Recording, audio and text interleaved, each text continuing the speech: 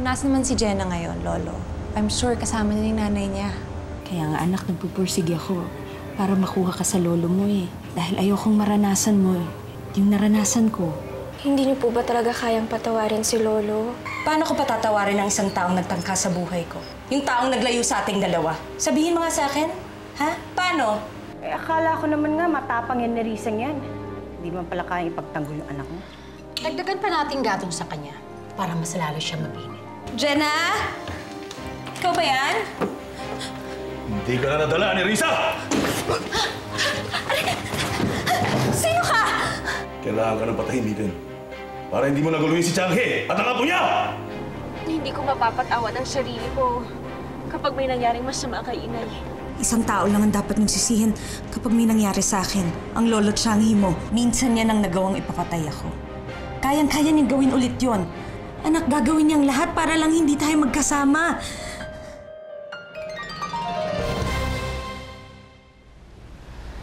Joshua, pinagpipilitan talaga ni Inay na si Lolo ang nag-utos na ipapatay siya.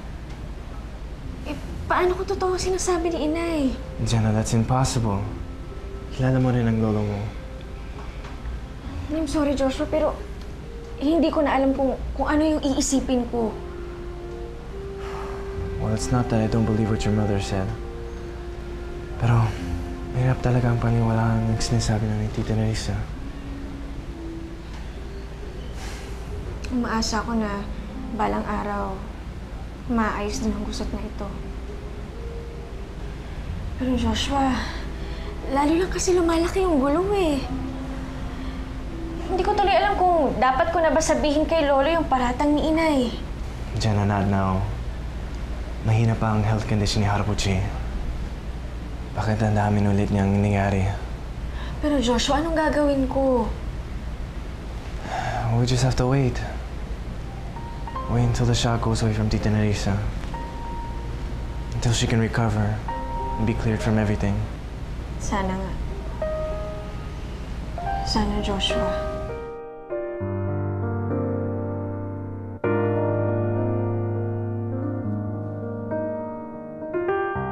Mabuti naman, pinaunlakan mo itong meeting na to.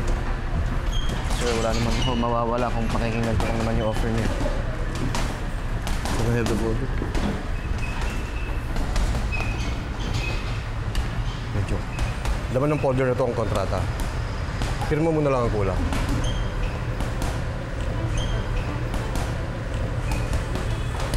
May pabahay ka habang nagte-training ka. At may monthly salary ka pa. At kapag naipanalo mo pa ang laban, may offer pa silang pwede kang mag-migrate sa US. Mag-migrate sa States? Hindi ibig sabihin nun, doon ako titira? Oo. Pwede pang isama yung kapatid mo. Magandang pagkakataon to, Benjo. Para sa panibago mong buhay. Alis na muna kami. Thank you, sir.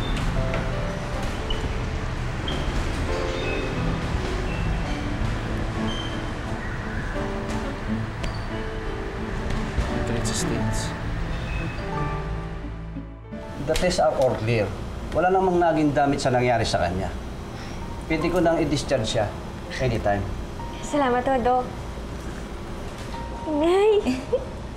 Balik na. Oh, teka. Saan ko kayo pupunta? Hindi mo ba narinig yung sinabi ng doktor? Pwede na daw akong lumabas. Silika na. Inay naman, hindi naman tayo nagmamadali eh. Hindi ako pwede magsayang ng oras. May mga importante akong kailangan gawin. May pupuntahan tayo. Nay, saan ba kayo pupunta? Kung ako sa inyo, magpahinga na lang ho kayo. Pupunta ako sa presinto. Ipapakulong ko si Changhe. Hanggang nandyan siya, nanganganib ang buhay ko. Ang buhay nating dalawa. Anak, hindi na ako papayag na mapaghiwalay pa niya tayong dalawa. Alam mo, sobrang namimiss ko na si Jess. Kaya lang kasi niloko niya ako eh. Tisin na muna natin siya. Hanggang ma-realize niya yung mali niya.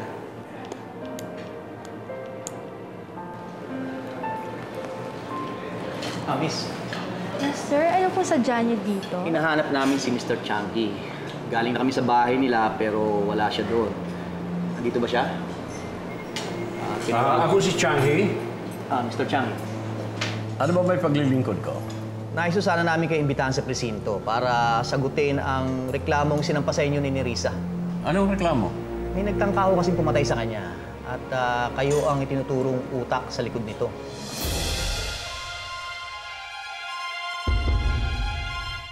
O sige, nakahanda ako sumama sa inyo. Sige po. Ruth, ikaw na munang bahala rito. Sige po, sir. Machon, tawagin mo si Ivy. Sabihin mo kung ano nangyari at pasunurin mo kagad sa presinto. Tayo na po. Ito na ang bayad sa serbisyo mo. Lata naman dyan. Nagawa mo bang mabuti ang trabaho mo? Walang duda ho. Paniwalang paniwala si Nerissa na si Changhe ang nag-utos sa akin. Magaling kung ganun. Oh, yes, Ivy, anak. Anong balita? Mami, dito ako sa restaurant ngayon. May mga polis daw na dumating dito kanina. Sinama daw nila si Lolo eh. Nareklamo daw yung nanay ni Jenna. In fairness kay Nerissa, ha? Palaban na siya. Pero Mami, paano si Lolo? This is what you're going to do, ha? Sundan mo lolo mo sa presinto. Anak, it's your time to shine. Magpakabayani ka para sa lolo mo. Pagtanggol mo siya kay Nerissa at kay Jenna, ha? Okay, sige. Bye, Mami. Wala akong alam sa binibintang ni Nerissa. Hindi ako mamamatay tao. Malinis ang reputasyon ko. SOP lang ho, sir. Kailangan ho talagang dumaan tayo sa ganitong proseso. Dapat pinatawag niyo na lang ako. Hindi yung pinapuntahan pa niyo ako sa restaurant ko. Alam mo gaano kalaking kahiyan ang inabot ko sa harap ng maraming tao? Boss! Anong ginagawa nito dito? Bakit pa yan nakaupo dyan? Dapat nakakulong na yan! Masamang tao yan! Dapat nabubulok ka sa kulungan! Kriminal ka! Kriminal ka! Wala ka! Wala ka tao! Dapat pumatay ka na sa kulungan! Oy, Nerissa! Mag-ingat ka dyan sa mga salita mo! Wala akong alam dyan sa sinasabi mo! Sinungaling! Hindi ka talaga titigil hanggat hindi kami napapaghiwalay ng anak ko! Masama ka ba? May tama na! Oo, nagkamali ako! Nang paghiwalayin kayo ng anak kong si Philip. Alam mo kung bakit? Dahil kapakanan lang ng anak ko ang habol ko! Huwag ka na magbait-baitan, Changhi. Labas na ang totoong kulay mo. Ikaw lang ang may galit sa akin, kaya ikaw lang ang may dahilan para ipapatay ako! Maniwala ka man o hindi. Matagal lang nawala ang galit ko sa iyo nung mamatay si Philip. Ang sabihin mo, hindi ka lang pinapatigil ng konsensya mo. Kaya yung anak ko ginagamit mong panghuga sa mga kasalanan mo! Hindi totoo yan. Mahal ko si Jenny. Hindi!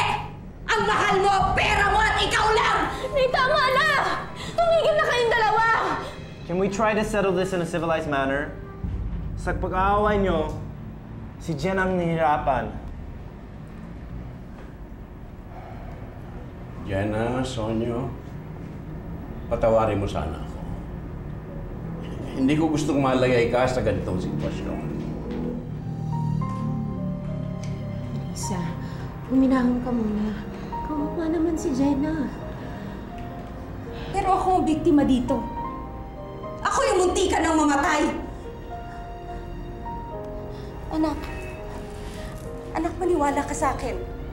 Rinig na rinig ko yung taong papatay sa akin. Ang sinabi niya si Changhi yung nag-utos sa kanya. Nagsasabi ako ng totoo. Hindi ako gumagawa ng kwento eh. Anak.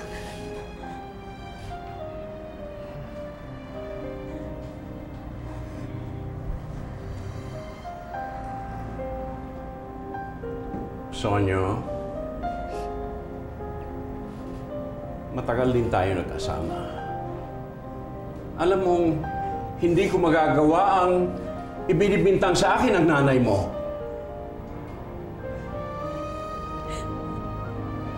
Pero Lolo, sino? Sino ang gumawa nun kay Inay? Pinag-iwalay na sila ni tatay noon. Nagkahiwalay kami ni Inay dahil doon sa mga tauhan mo na gustong pumatay sa amin! Sino, Lolo? Sino gumawa ng lahat ng yon? Sonia? Pero sa pagkakataong ito, kailangan kong paniwalaan si Inay.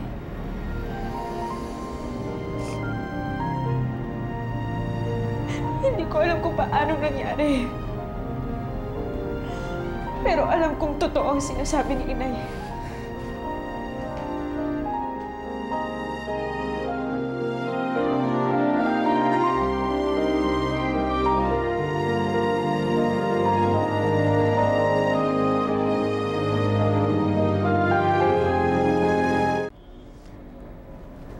Kung yun ang napili mong desisyon,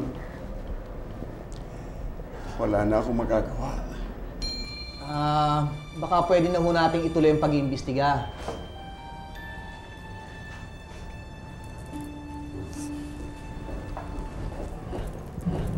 Ano nangyayari dito?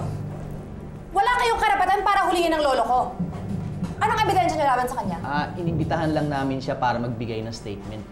Without even asking for his lawyer? My grandfather has the right to be represented by his lawyer.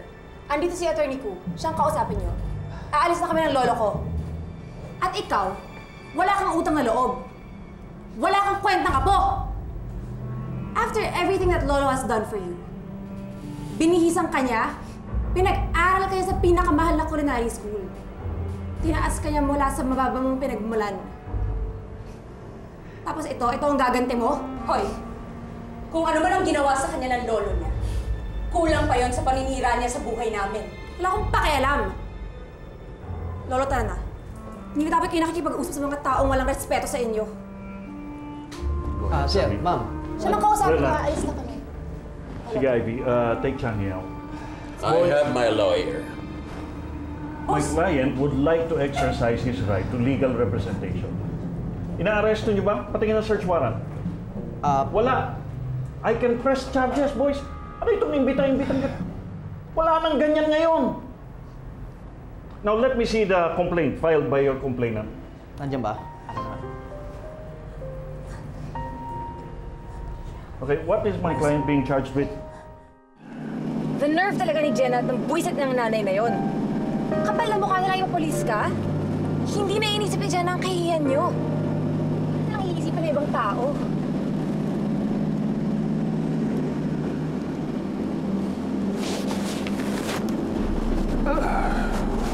Lolo? Lolo, are you okay? Lolo, ito na nga bang sinasabi ko eh. Jenna doesn't care about you. Alam naman niyang mahina yung puso niyo eh. Kung may mangyari sa inyo, Lolo, naku, ako mismo papakulong dun sa mag-inang yun. I'm fine, Ivy. Medyo sumisikip lang ang dibdib ko.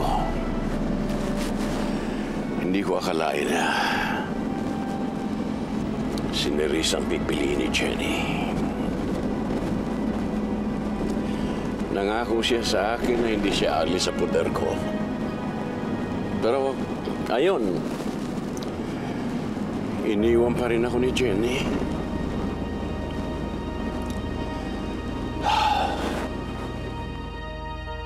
Okay ka ba, Jenna? Naisip ko lang yung sinabi ni Ivy kanina. Na napaka-walang kwenta ko raw na apo. Jenna, don't mind what she said. You know how Ivy is. Pero Joshua, ano kung totoo yung sinabi niya? Nakita ko kung paano nalungkot si Lolo nung pinaniwalaan ko si Inay at pinili ko siya. At alam mong masakit rin sa akin iwan si Lolo. Then why didn't you pick him? Kung pipiliin ko si Lolo, paano naman si Inay? Kailangan ako ng nanay ko.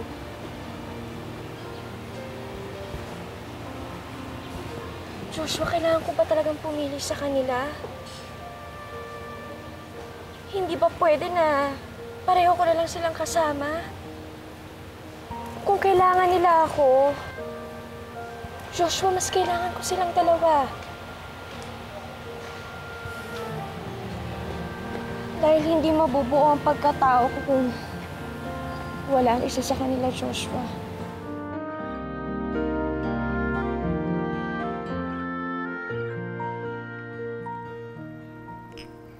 Thank you, Ivy. At salamat din dun sa pagsaklolo mo sa akin kanina. Wala po yun, Lolo. Siyempre, hindi ako papayag na bastusin ka nila doon. Marahil kung hindi ka dumating, wala akong mukhang may harap sa iya.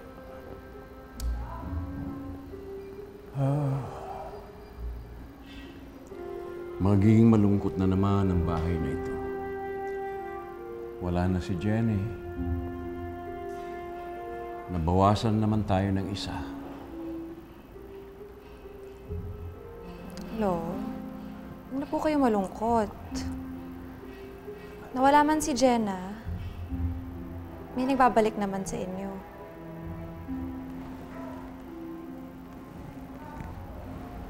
Sino?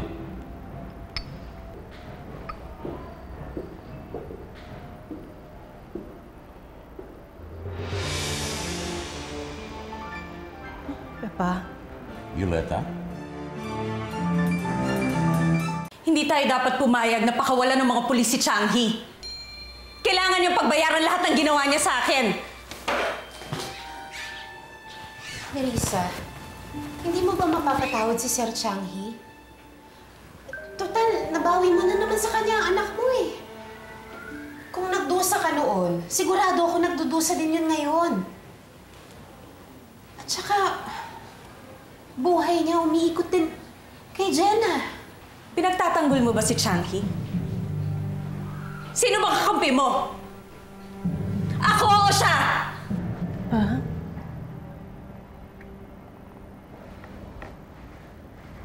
Papa, tanggapin mo na ako ulit. Kailangan kita, Papa. Nung pinalayas mo ko, na-realize ko kung gaano ka kahalaga sa akin. Patawarin mo na ako, Papa.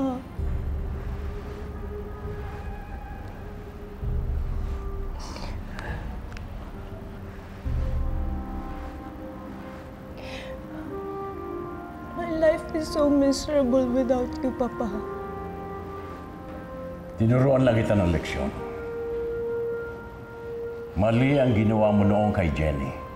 Ngayon mo pa ba ipagtatanggol si Jenna?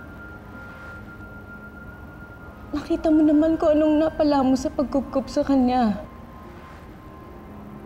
Parang ang nag-alaga ng aso na sumakmal sa sarili niyang amo. Inay, tama na.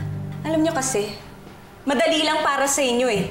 Madali lang sa inyo magpatawa dahil hindi niyo naman alam yung pinagdaanan ko. Naalala mo ba nung nagkita tayo? Nung binigay ko sa'yo yung anak ko? Nahuli ako ng mga tauhan ni Changhi. Tapos ano, binaril ako? Iniwan sa bangin? Ilang araw at ilang gabi ko tiniis lahat ng gutom, sakit, luha at lahat!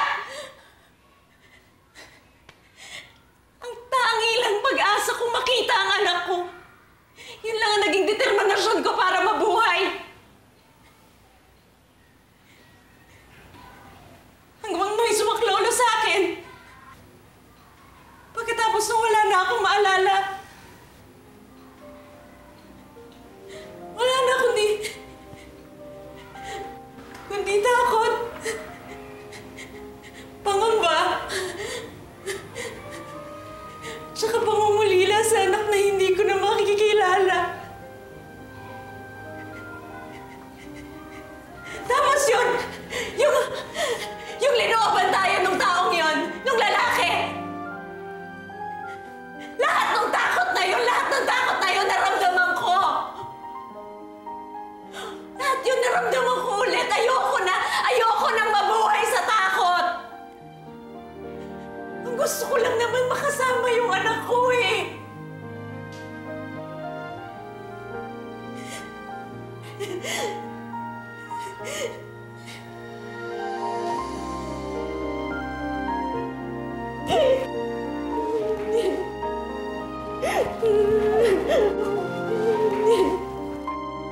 Mawala na si Jenna, iniwan ka na niya.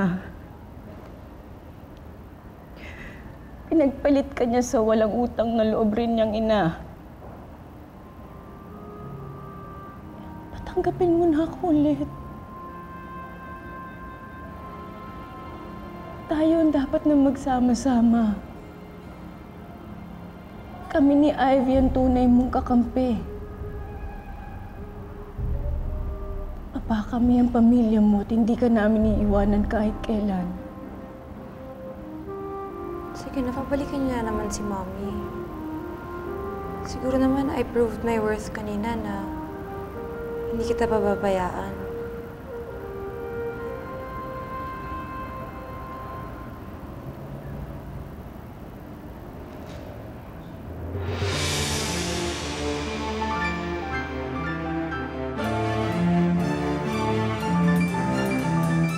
Nakakaawa din ho ang pinagdaanan ni Inay. Siguro ho, tama rin yung naging desisyon ko na sumama ako kay Inay ni Risa. Pero kawawa din naman si Sir Changi, anak. Hindi ko nga lubos maisip na kayang gawin ni Sir Changi yun kay Nerissa eh. Anak, hindi naman sa hindi ako naniniwala sa nanay mo. Pero wala namang direktang ebidensya na nagtuturo kay Sir Changi eh. Benjo! Benjo! Okay. Nabalitaan niyo na ba yung nangyari kay Changi? Bakit? Ano nangyari? Tinampot siya ng mga pulis kanina sa restaurant nila. Ha? Eh, pinag-utos na nito ipapatay si Aling Nerissa. May muntik nang pumatay kay Aling Nerissa? Baka kailangan niya ng tulong mo. Bebeng, hindi lang si Aling Nerissa naiisip ko. Pati na rin si Jenna. Ay, kung magkaaway si Changi at si Aling Nerissa ngayon, tiyak na naiipit si Jenna sa sitwasyon nila. Pero Inay, paano natin papawalang halaga yung sinabi ni Inay ni Risa? Siya yung nakaharap mismo ng taong gustong pumatay sa kanya. Naaawa din ho ako kay Lolo. Alam kong nasaktan siya sa naging desisyon ko. Pero nahihirapan din ho ako sa sitwasyon eh. Pareho ko silang mahal. At hindi ko alam kung sinong pipiliin sa kanila. At pa kasi, ang hirap-hirap buuin ng pamilya namin. Maayos din ang lahat, anak. Kausapin mo ang lolo mo. Ipaliwanag mo sa kanya kung bakit naging ganyan ang desisyon mo. Para naman ang sa ganun, anak, gumaan-gaan naman ang loob niya. Hanggat wala tayong direktang ebidensya na nagtuturo kay Sir Changi, hindi natin siya pwedeng husgahan.